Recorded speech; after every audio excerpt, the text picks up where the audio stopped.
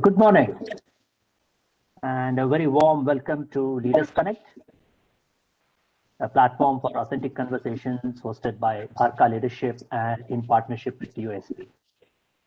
I'm Subramanian Chankaran, a leadership coach, corporate trainer, and business consultant, enjoying life's journey, juggling its multiple dimensions while seeking to keep it purpose-filled. My mission in life is to make a positive impact through authentic living. That's how my association with Arca Leadership began since its inception at the peak of COVID. A quick brief on Arca Leadership. It's a movement to inspire people to live with authenticity. It's an ecosystem of senior HR leaders and professional coaches who, having experienced the benefits of living in alignment with their inner voice, are partnering to support this movement.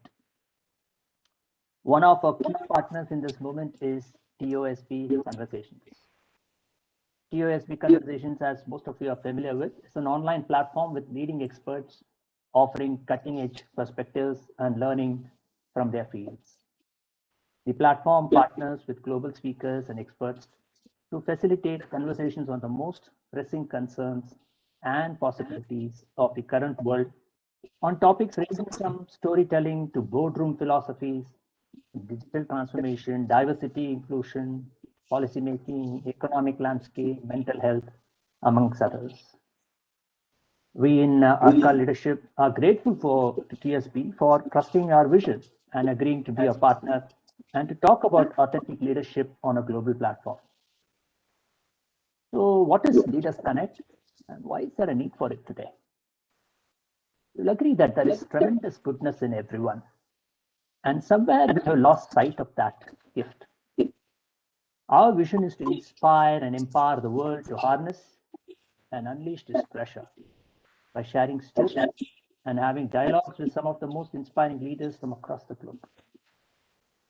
Leaders Connect is a series of online dialogues with some of the most inspiring leaders from different walks of life, including sports, technology, media, healthcare, marketing, and many more.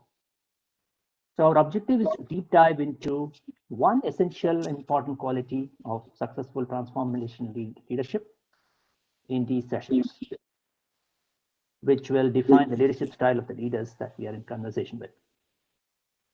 So we aim to build dialogue around qualities such as authenticity, emotional intelligence, inclusion, trust, courage, compassion, and more. We want to make this collaborative and this platform exciting for global leaders to connect and share ideas. I'd like to also acknowledge our outreach partner, Beyond Diversity, which is a global think tank focusing on diversity and inclusion.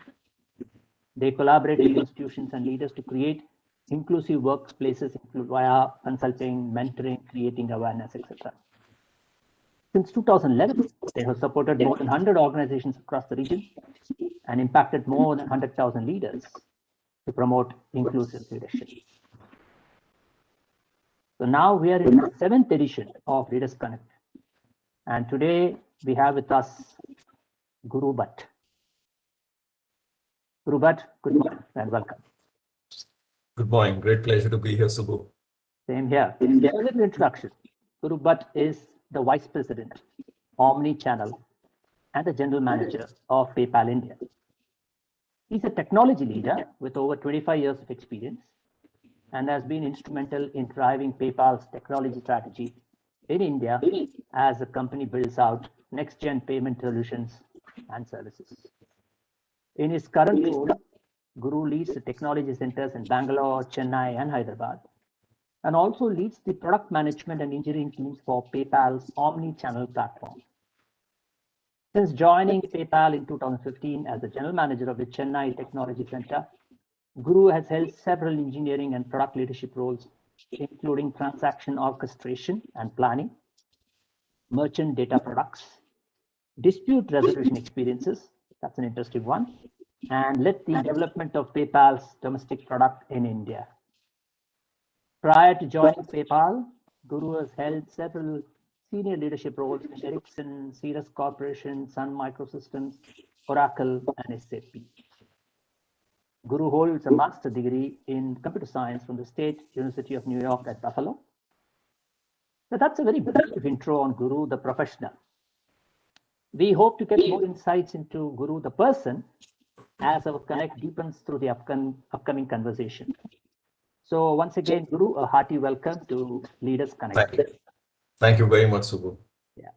So while reading your profile, you have described yourself as a culture champion who transforms organizational culture and creates high performance, committed, collaborative, passionate, and happy workplaces that are rich in trust and obsessed with delivering customer success. I'm quoting from your profile. Now, that's a rich load for us to kick off our conversation today. So while we are quite familiar with leaders seeking high performance, commitment, collaboration, passion, trust in their team, what piqued my interest in particular is about your making your workplace happy.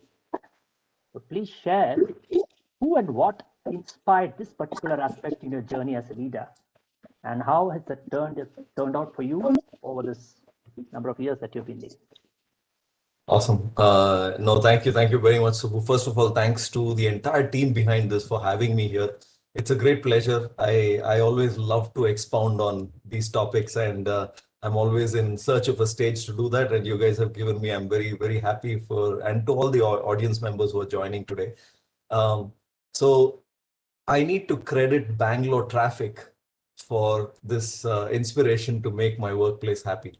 So, and I'll tell you a little story around how this insight came about. So, as is usual in the life of a Bangalorean, I was stuck in traffic one day. Nothing unusual there.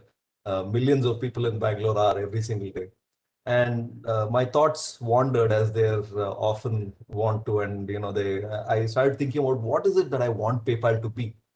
And, as I thought about the topic, I knew that people love working because, one, they need to provide for their family, for their retirement, for their loved ones, for their healthcare needs, etc. So money is definitely one element that drives a lot of people to do well at work. The second is they like to do meaningful work, definitely, because they want their work to mean something. They want the impact to be quantifiable. They want their resume to get built out better and better so that they can make progress in their lives. But that alone is not enough. I mean, when I reflect back on the happiest years of my life, I realized that I was happiest when I felt the sense of community, a sense of belonging, a sense of family at my workplace. And I realized that creating a workplace like that is the magic to keeping people engaged and passionate towards what they want to do. So I said, okay, yeah, you know what? I want PayPal to be a happy place. And that's how we, one of the biggest programs that I've launched at PayPal during my term started. Because if you put happy and place together, right in the middle, there's PYPL, which happens to be our ticker symbol. So PYPL is PayPal stock ticker symbol on the NASDAQ. And so we have a program called My Happy Place, which guides us in everything that we do in the India centers. And now I'm happy to say that it also guides people in the Ireland centers and the Philippines centers, and soon in the China centers as well. It's become a global phenomenon now. There's a little bit of branding magic, shall we say, in terms of how we've designed the logo, etc. But it's also the thought behind it is people are happiest when, yes, they're paid well, they're doing good work, but they have the opportunity to create a home at work where they can really truly build connections that allow them to do the best work of their life while having the best time of their life. And so everything is democratized. The cynical among us might say that I just outsourced my job and crowdsourced it by getting everybody involved. But I think it's one of the best things we've done. We have so much more engagement because people contribute to everything in the centers, right from when we run our transport systems to how we, what kind of food we serve in the cafeteria when we were all in the office. I mean, now, of course, it's a different world. Various things like what events we conduct, how we do the annual day, what clubs we have, when we start Toastmasters clubs, when we have meetings, everything is decided by our employees themselves. So the ideas are all theirs.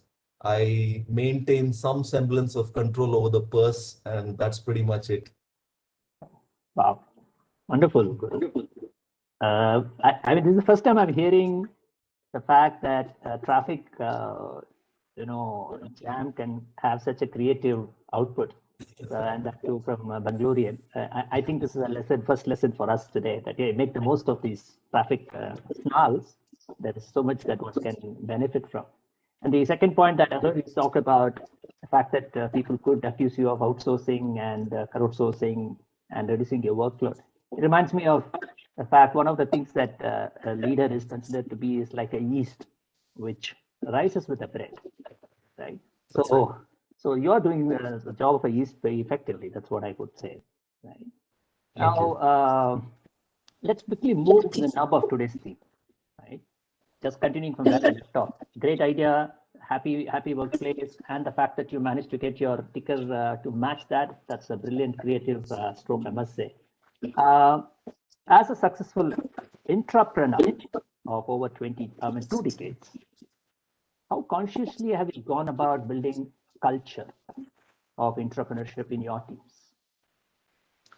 So it's a very often bandied about the term entrepreneurship, because there's obviously a lot of goodness around it, right? Like you picture an organization where everybody is being very entrepreneurial, but from the inside, on behalf of the company, etc. While one would be very tempted to add along tags like innovation and all of that, right, into it.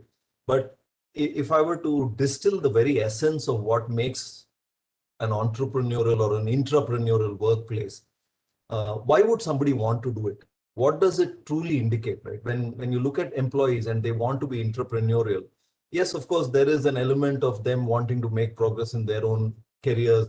Maybe they want to derive the satisfaction of getting to the next level, the next title, or whatever. Yes, but oftentimes some of these entrepreneurial activities don't have a direct straight line correlation to any such progress, but still they happen in organizations. It could be something very simple around the workplace, like an idea to start an innovation lab.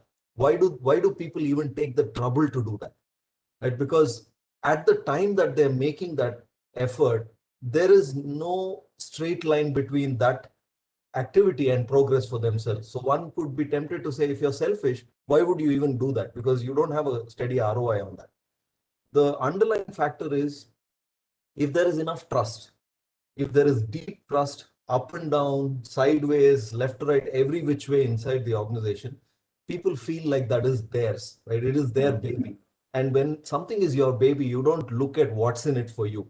You look at what's in it for the baby. And that's how people behave in entrepreneurial organizations. And I would say that the first step for a leader is to create a workplace that is replete in trust, infused with tremendous amount of trust across the board, so that people can truly treat everything surrounding work as their baby.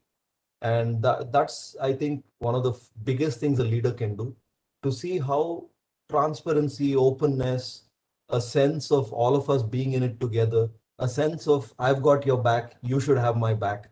That should be the pervasive sentiment inside the organization. And when that happens, I think innovation, entrepreneurship, engagement, high performance, all of those just flow from there. A learning culture. If you don't have trust, then you could be shooting in the dark at what the basic problem is and trying to solve all sorts of things, getting very highly paid consultants to come in and analyze your processes, but you're not going to get anywhere. True. Very well said. In fact, what I hear you say is that trust is the most important input, right? Or anything to emerge meaningfully from that endeavor.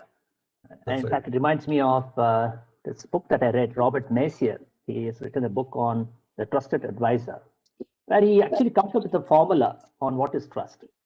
Just just an aside. I heard you say trust, and you talked about what is in it for me. So he talks about trust being building blocks at three. The numerator is credibility, reliability, and intimacy. And the denominator is self-orientation, right? So it resonates well with what you say, that if people have a larger purpose to work towards, their self-orientation is for the larger self rather than their own inner smaller self, That means a larger cost takes always the front seat. That's Then right. the other ingredients sort of automatically blend into it and integrate into all those outputs that we talked about: innovation, collaboration, and a conflict-free, constructive working environment. I think that goes very strong with it. So what has enabled you, because you have been with PayPal now for about 4 or 5 years. So how did you go about building the trust? What were those ingredients that you had to initially start off with, which got this culture, made this such a strong, motivating factor in your teams? So, I think there are many different ingredients, Subbu, but I would say that you know, as somebody who has the privilege to serve, I don't like to use the word leader. I think leader is a very grand sounding term that kind of sometimes adds distance between you and the person who you're working with and actually serving, right? So I would say that I have a privilege to serve so many people at PayPal, and one of the best ways to infuse trust in the system is if the person who has maybe the highest title is also the most accessible person in the organization. That in itself brings about a phenomenal amount of trust. So, by nature, I'm a very gregarious person, and I love meeting people and interacting with people. So it comes naturally to me. It's not that, I want to claim that I've done something great. This is who I am. And that's the best part about, why my job appeals to me, because I just can bring my authentic self to work every day. And that's exactly what the job needs. So I think for all leaders, making yourself as accessible as possible so that nobody feels afraid to reach out to you, right? In fact, any leadership team should always operate on this principle that people should never be afraid of you. They should never be afraid, oh my God, I'm afraid to ask for time on this person's calendar. I'm afraid to send them a mail. What will they think? That should never cross the mind of any employee in the organization. It should not cross the mind of anybody in the building, to be honest. Even the security guard at the gate should feel totally empowered to come and reach out to you and tell you what's on their mind. That's the kind of culture, right? They should be afraid to disappoint you. They should not be afraid of you, right? And that's if you make yourself that accessible, then information flows freely. As somebody with the privilege of having a relatively visible job, if you do that, then other people take cues from it and they start doing it as well because they perceive that to be the ideal behavior. If you don't do it, correspondingly, they will take those cues as well, and they will also adjust accordingly. So I think leaders have the privilege of being able to wield outsized influence, and they should do that very mindfully. So accessibility is one, right? Being very accessible. The second is you need to hire people not just based on how good they are at their work, but also how good they are as human beings. I mean, I think most interviews perhaps don't look at this element carefully enough. Is this person going to come and add to our culture? Are they going to infuse greater trust, or are they going to draw from the trust and subtract from it? These are elements that you should be carefully looking at every level, because while it's easy to look at a leader and say, oh my God, everything finally devolves to leadership, not true. A leader is just one small spoke in the wheel. Everybody in the organization has an equal role in building organizational culture. And so you should be very mindful about hiring the best people. So you bring in leaders who set the tone and walk the talk. You bring in employees who are good human beings and want to do good things in the world. Everything else is coachable and learnable. Programming is not rocket science. You can always learn it. New languages are not, new frameworks are not. So those things can be learned. But this element of being a good person, that stems from somewhere deep inside. And that may be much harder to teach and learn. Very well said. Very well said. In fact, that resonates again with this whole idea of authenticity, right? Yes. Authenticity is all about the inside out. You can't change what is already there within a person. And if you're able to find the right match between what you value as an organization with what the person values as a person, then you've got a great fit. Yes, yeah. All these discipline and all these words don't mean anything because people do it because they are willingly doing it. That's right. And I also mentioned the fact that skills can be easily thought, but the willingness and engagement is always that. We call it the feather. You have to blow hard to keep the feather in the air. So willingness is similar. It's not easy to keep the willingness and the engagement of people up. And in fact, that brings up to this point that the COVID has been an extraordinary event in all our lives, without exception. And some people quote it as we are all in the same storm, but we are not in the same boat. Each person has been able to ride the storm in different ways. Some people have sunk, some people are floundering. Now, in an organization during the COVID, there is a distinct need for more compassionate, creative, as well as collaborative leaders. I mean, all that an authentic leadership is all about. I have to use the word leadership, excuse me, because that's a common word. So, but I respect the fact that you did mention that it's all about serving. I agree completely. So what has been the experience in managing this particular time? Because at this time, you're going to see people in their most vulnerable moments. There are so many challenges that people are facing. So how has it been for you and your team during this last year and a quarter?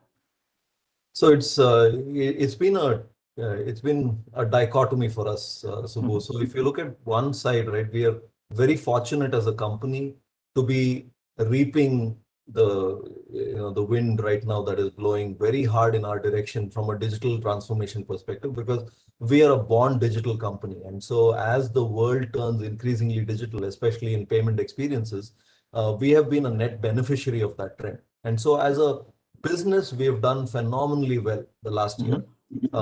We are a behemoth in the world of payments, the original digital payments company, and we have that length of tenure in the industry and the kind of trust we have built stood us in excellent stead when the pandemic came on board. So on one hand, you've got a company where the sheer amount of work that every employee had to do to serve our customers has gone up, because we had to, the world turned to us with urgency because the products were more relevant than ever before and they needed more from us. That meant that every employee had the job of actually churning out products at a much faster rate. So I would say that without any exception across the board in PayPal, it has been one of the busiest years for us. And on the other side, we are not immune to the pandemic either. Though the company may be doing well, the world isn't. And so all of us have been necessarily working from home. And a lot of our culture is extremely people-centric. So for me, for example, I rely on walking around every opportunity to just interact with people. I take it. I would, even if I'm just walking from my desk to the cafeteria, I would meet 10, 15 people, have an opportunity to ask them how they're doing, very casual, completely unstructured engagements and discussions. And that has completely gone away, not just for me, but for members of my staff, people who are managers, etc., and even colleagues interacting with each other, right? Everything, there's a degree of formality now. You have to set up a meeting. Yes. And there is definitely fatigue around being in front of a screen the whole day. It is not the same thing. So we've tried to use our communication channels to keep a sense of connection alive. I am blessed with some really creative people on my team who have had some really interesting competitions they've been running to bring people closer together.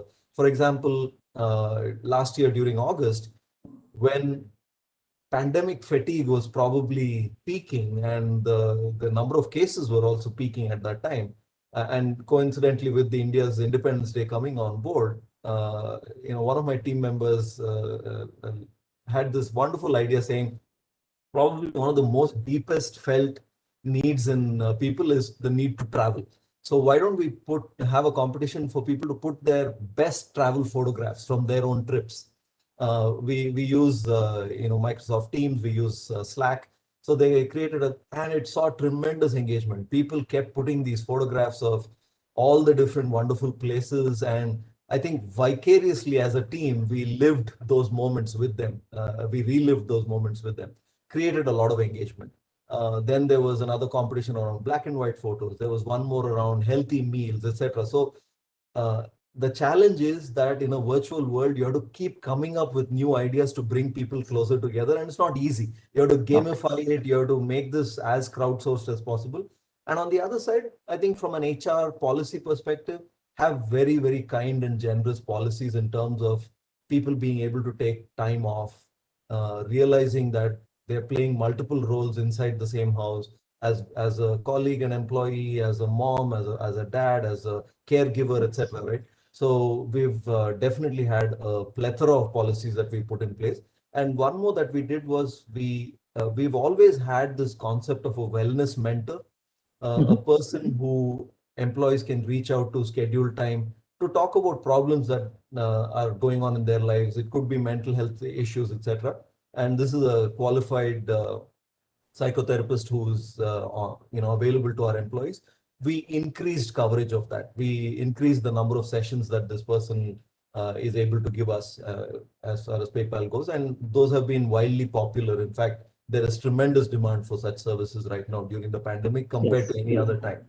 And I know that it's a very hard time, and we're doing our best. But can I claim that I enjoy this way of working? Absolutely not. I can't wait for a day when I go back to the office and actually I'm able to, shake hands with my colleagues, smile at them, see the happiness in their eyes. I miss all of that very, very dearly. Very true. Very true. I think I can share that with you very strongly, because in my role as a corporate trainer, facilitator, coach, I miss this warm body interaction quite strongly. Even this particular interview, I would love to have sat in front of you. Right. And the energy that I can feel, the energy that you have, but I would have enjoyed it even more if we were sitting face to face. That would have been wonderful, and preferably with an audience also that we could see. That's right. But yes, we have to, like you rightly said, adapt ourselves to the changing times. So now all this that you talked about, these are all coming from your PayPal experiences, but you have had a fairly long run as a in the digital world, in leadership roles. All these creativity, all this idea towards more humane approach to leading people, being more a partner, treating people like a family. This is what I keep hearing from what you're saying so far. Where does this all originate from? What is your inspiration? Who has inspired you? How did these thoughts come about? So I've had the benefit of standing on the shoulders of giants, I would say. Throughout my career, I cannot recall a single manager that I haven't really loved, right? Like I've had the real good fortune of working for people that have truly been much, much better than me. So, but, I'd probably say there was a turning point in my life when I truly looked at work very differently. So I'll confess that much like many other people, right, there was a large part of my life where I was quite fixated on the visible indicators of success. And visibly, people always look at how big is my title, how good does it sound, what is the kind of car I drive or whatever, right? There are many, many things that people are usually obsessing over. And I'll give you a little bit of background to myself. So, I've had a completely middle-class upbringing. Both my parents are doctors. And here's the interesting fact. My parents are both doctors. They are in their late 70s. And they happen to live in a little temple town called Dharmasthala in Karnataka. And this year marks the 31st year of their life where they have dedicated their life to charitable service. So they have been working in hospitals that do not charge patients anything for the service that they receive, or they allow the patients to only pay as much as they can afford to pay with no obligation to pay anything at all. And my parents have been doing this for 31 years now. And I had never really thought about it too much other than knowing that it was always my dad's dream to do charitable work. And right now, 31 years is a long time, right? Yes. And it is a life of service. And so in 2014, there was an NGO along with the government of Karnataka that decided to felicitate them for their life and service. And I was at Ericsson at that time. We were in the audience, my wife and I and my children, and we had my parents up on stage. It was a beautiful ceremony, and they had they had all the it was a moment of a lot of pride for me. And then the organizer, gentleman on stage, asked my dad to speak, and he said, "Doctor, can you please tell us why you do this and how you're able to do this?" And that's when I realized that I had never asked my dad that question. I had kind of taken it as one of the facts of life that my dad wants to do it without delving deeper into why he wants to do it. So my dad went up on stage and he said, "Look, I'm not much of a speaker. There is one person in my house who can't keep his mouth shut, but he's inside in the audience right now." And he pointed at me. And then he said, "Look, because all of you want to know, I'll tell you that I'm not some great individual who's doing something extraordinary. People, if they were given similar opportunities like I have been given, they would all be able to do this." But he called out one aspect of his personality that was very different from most people that he had seen. So he said this thing that fundamentally altered the way I look at things. He said, from when he has memories, from when he was a little child, he does not remember a single day where he wanted more than he had. He said God gave him the boon of contentment very early in his life, which opened up his mind to be able to do things in service of others rather than in service of himself. Then a lot of things made sense for me, because if I look at my dad, he's one of the most chilled out people I know. He's never worried about anything. He is not constantly in search of a bigger house or a better car, or whatever the outward manifestations and trappings of a successful life are. He is content but extremely ambitious and aspirational, as you put it, during a recent conversation of ours, Subbu. He aspires to serve more people. He is ambitious to bring the best of medical care to the people that he serves, but he is content about what he has for himself. And that fundamentally changed the way I look at things. And the word altruism truly struck a chord. And I can't claim any measure of greatness even close to what my parents have achieved in their life. Nobody is going to hold my kids' hands and say, "Oh my God, your dad saved our life." That's never going to happen, but it happens regularly to me. Strangers will come up to me on the street when I go to back to my hometown, and they'll hold my hand saying, "Your dad is like a god to us." So but in spite of that, I think this aspect of self-awareness, where you know what truly drives you and makes you happy, that I think has been a fundamental learning that shifted my balance completely in what I look for in a workplace, what I want to do to impact people. That has been a fundamental underpinning of my leadership style, I would say, from then onwards. Excellent. So you actually, if you think about it, you have an unfair advantage over other leaders, that you have it in your DNA, right? It's already there. So all it required was the natural blossoming at the right time, and that's what we are able to see in whatever you have shared so far about how you have managed people and what drives you in managing people and focusing on the happiness and the joy.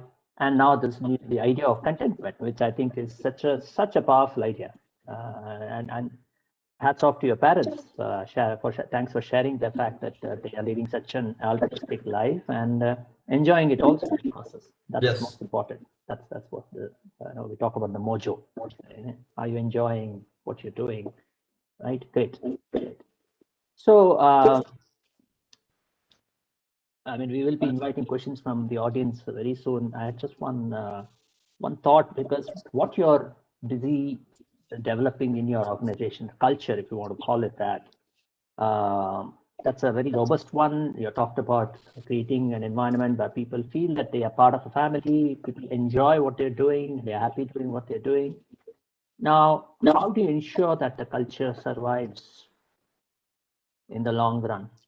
What steps are you taking in that direction? Because typically we are seeing things getting disrupted when there's a change in the leadership, change in that inspiration from these inspiring people.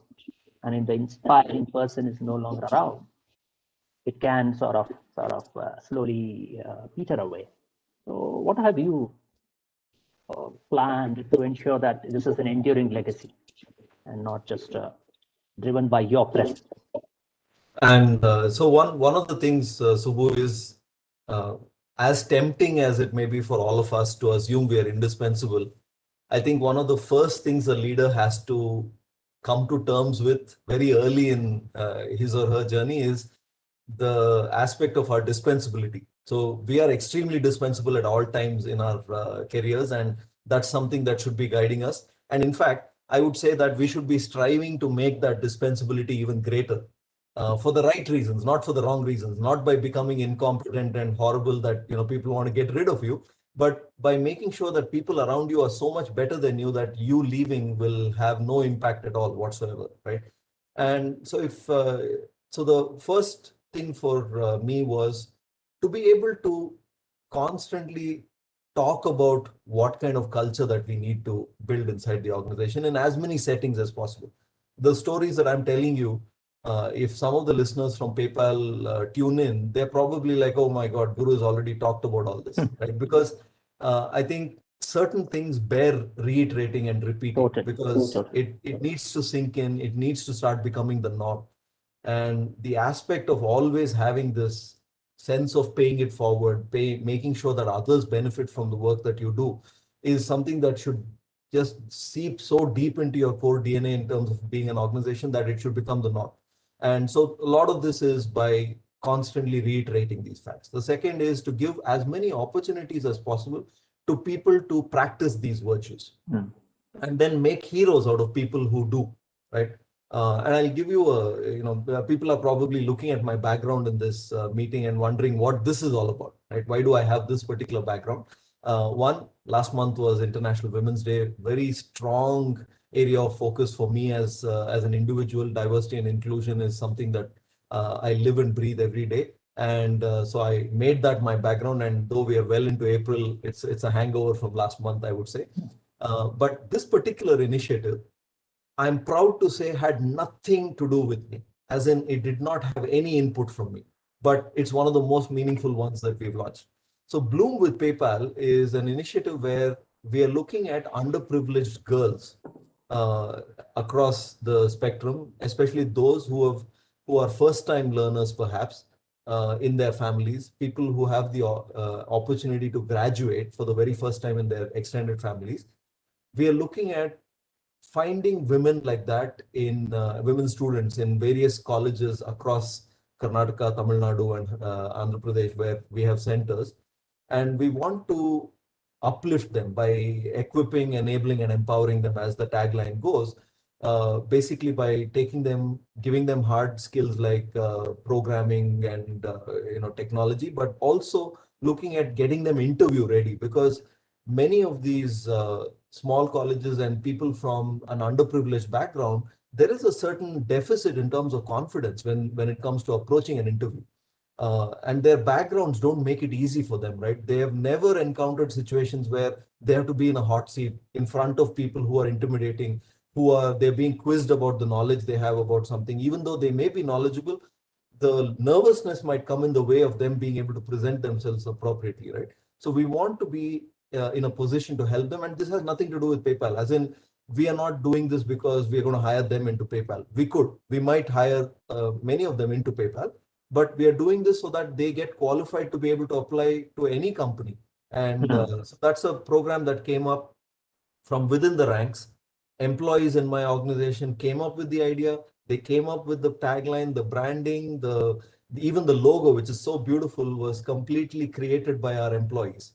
The only time when I got involved was they said, we need this budget to be able to make this happen.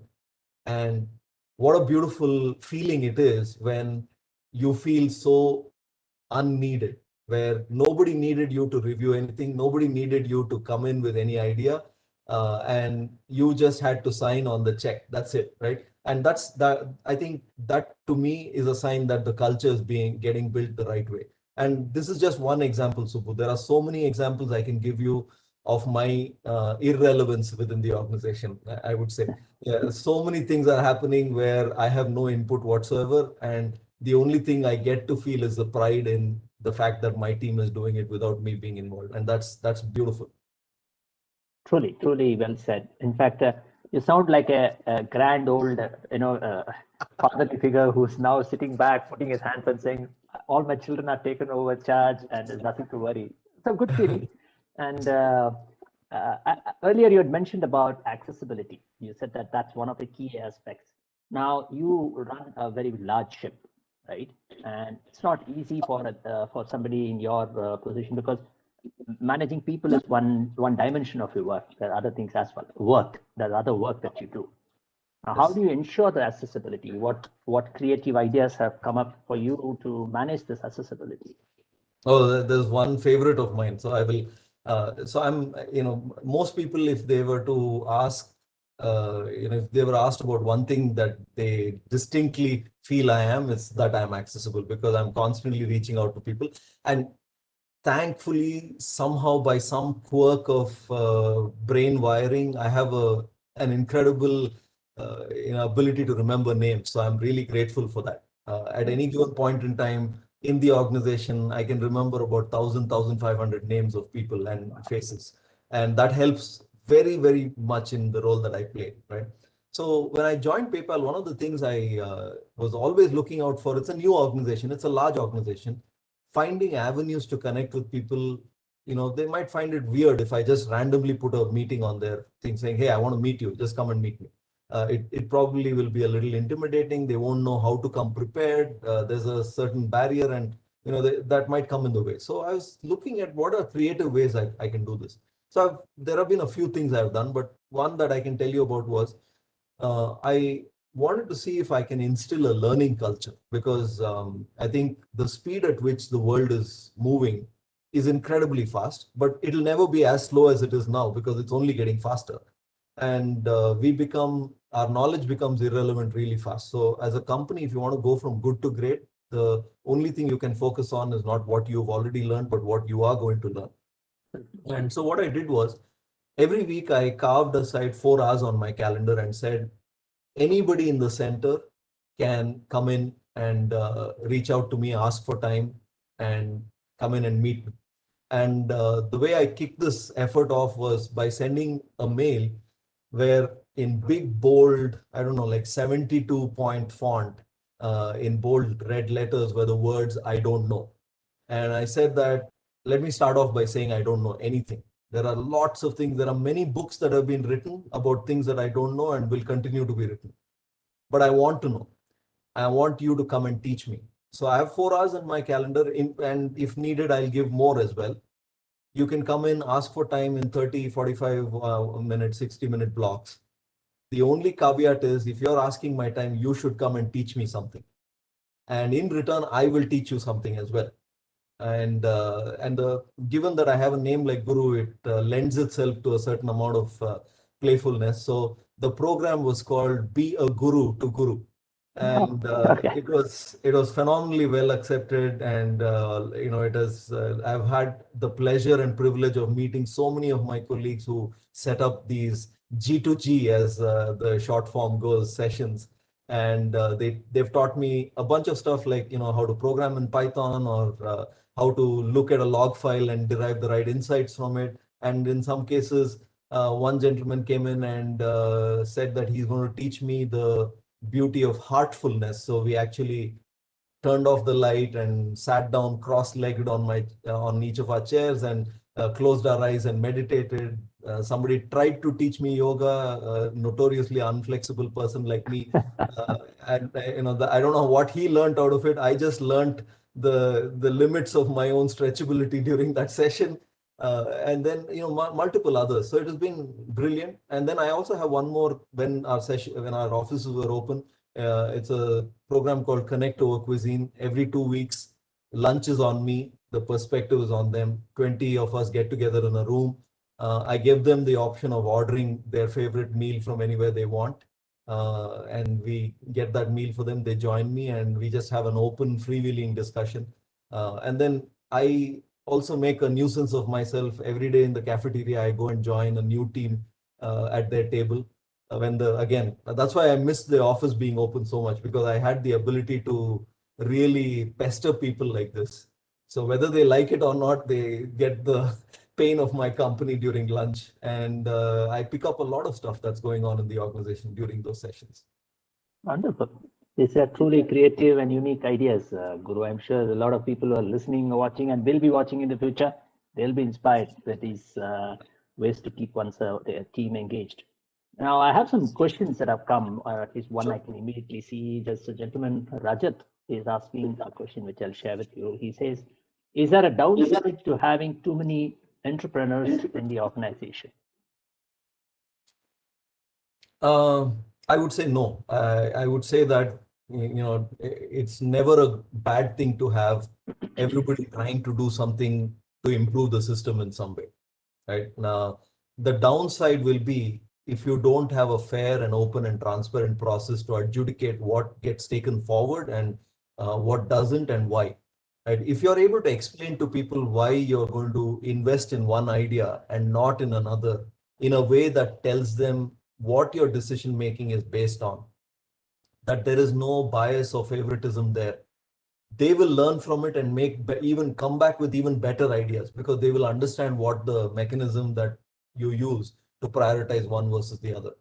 If you don't have that, then yes, then you will have a huge problem if you have a lot of entrepreneurs. But if you have this openness and transparency in figuring out why something gets done and why something doesn't, then it's absolutely fine, because over time, those who don't have it in them will not become entrepreneurs, and they will just drop off and they'll focus on what they need to do. Those who have it in them will only get better, because their ideas will become, distilled and focused and even sharper. So what's to lose?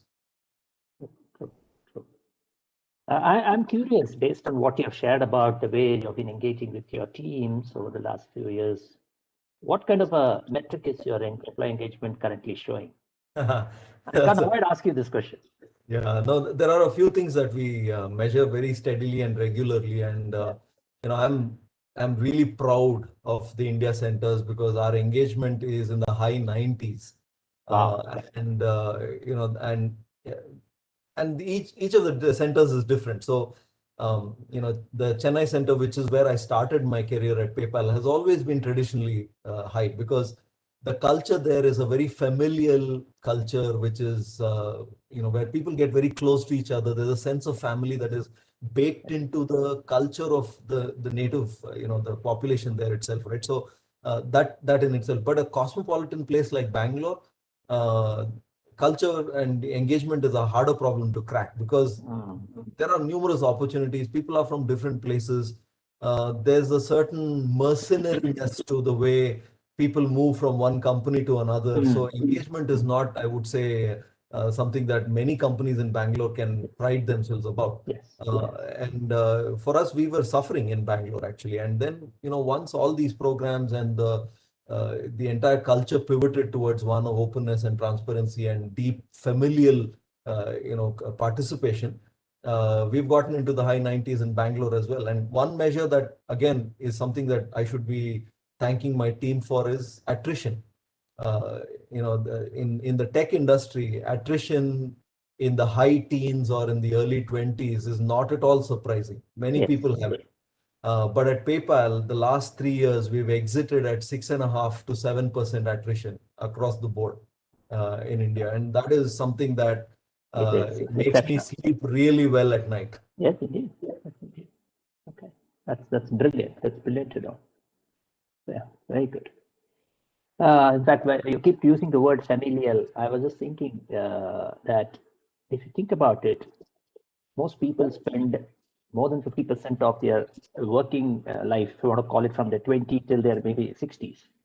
A good percentage of the time is spent in the workplace, right? More than how much time they spend with their own spouses, partners, children.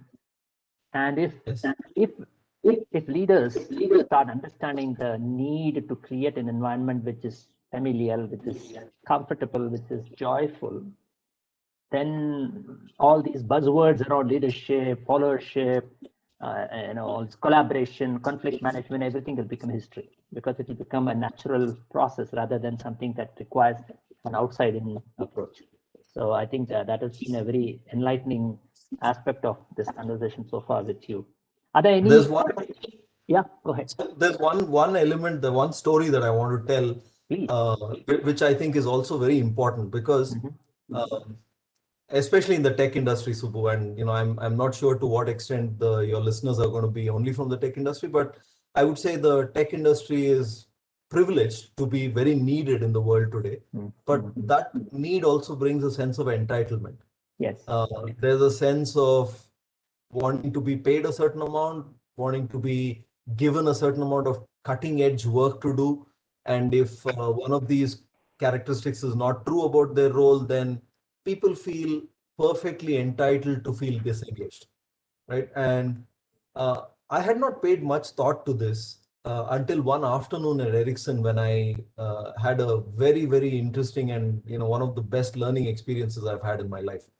So it was a day like any other, and there was, it was a day full of meetings. Roughly around 4 in the evening, I needed to take a break. So I went to the restroom, wanted to use, some water, and yeah, I was definitely feeling sleepy.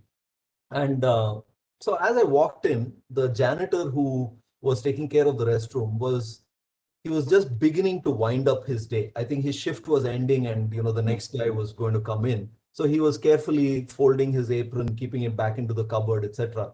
And while he was doing that, I was just, liberally splashing water all over my face. And given that I am encumbered by a Y chromosome in my DNA, I have the tendency to make a lot of mess around the bathroom sink, I suppose.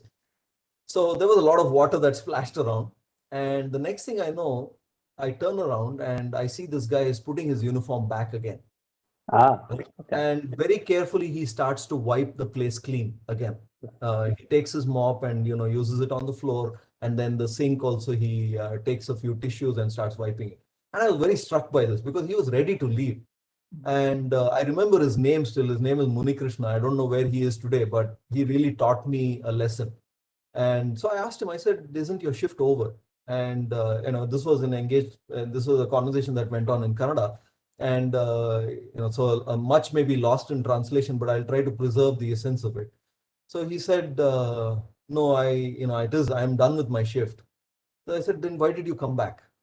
And he said, I don't like anybody to point fingers at me that I left a bathroom not clean when I left my shift.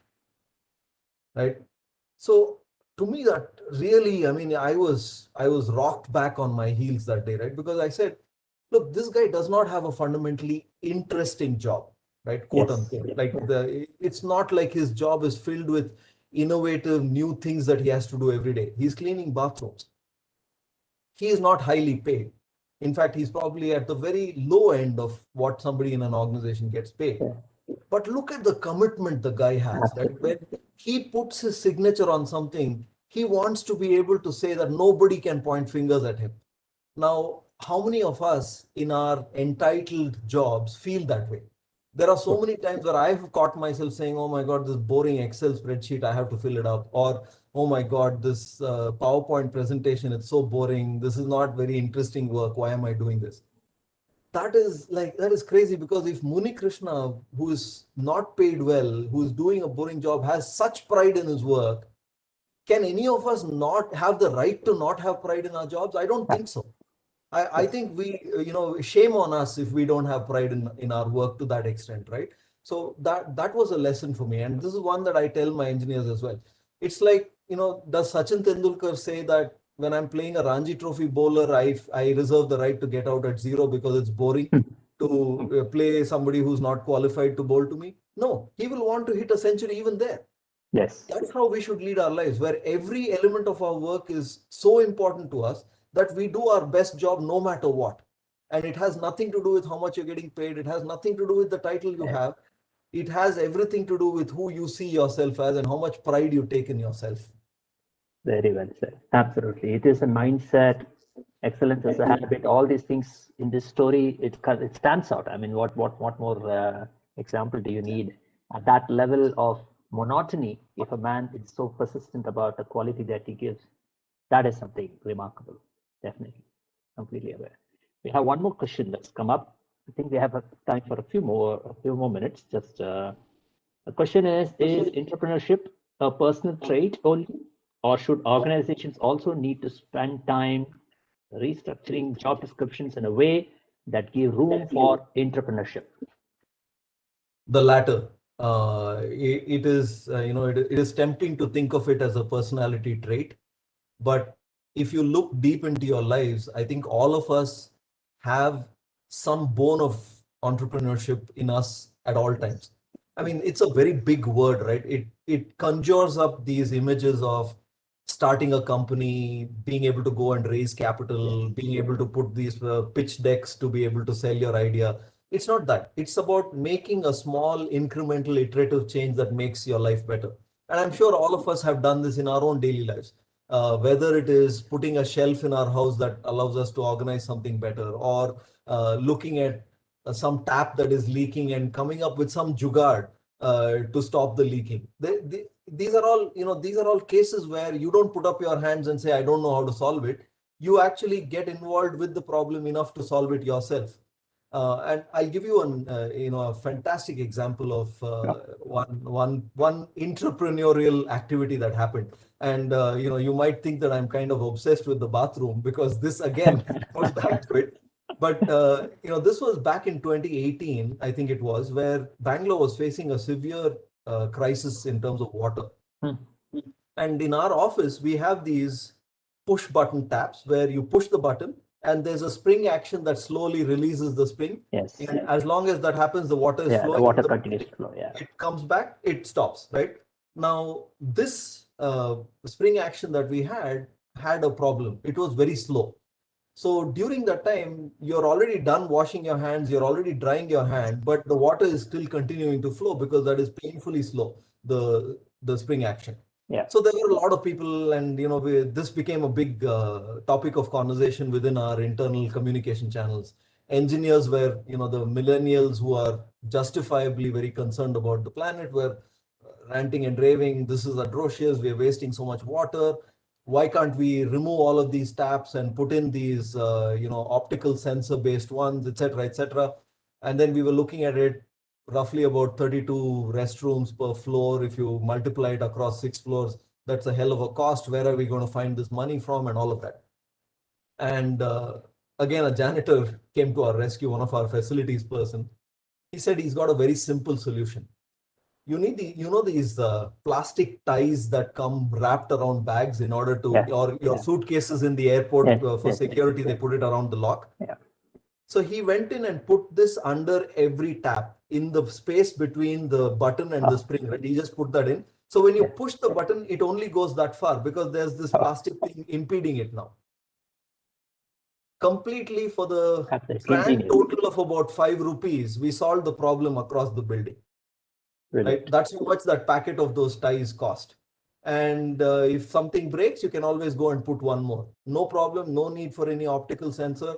All these highly qualified engineers could not solve the problem this guy did. Why? Because he was entrepreneurial, and because innovation requires a couple of things. One, deep involvement in the problem, where you are observing the conditions around every day and know what it takes. And second, you have skin in the game to solve it. You are there doing this every day, and you are able to do it. The minute he was able to do it, everybody said, "Oh my God, that was so simple. Why didn't I think about it?" Yes. So is it a problem for us to have too many entrepreneurs? I would say no. No. You should definitely have a way to put this in people's KRAs or their goals for the year, saying, I'm not going to put pressure on you saying, you know what, I'll not give you a raise if you don't do this. But you will certainly get a halo if you are able to say, I did one innovative thing this year. It could be something simple, but you should have pride in it and be able to say why it was important, how much, what it did, what it solved, and how it helped other people. That'll be great. Absolutely. Absolutely. I think that's the last key word, is what value it has added to people.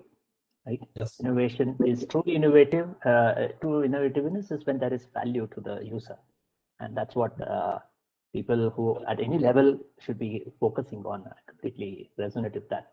Thank you so much for that, Guru. We are on the hour, just about a minute to go. So let me just thank you for this amazing and enlightening conversation, Guru. You have demonstrated that leadership can be fun, but provided there is the inner urge to leave this enduring legacy of joy and happiness in wherever you work. And I recollect a definition of leadership that Paz mentioned here, which says leadership is about making others feel and do better as a result of your presence and ensuring that the impact lasts in your absence. That's right.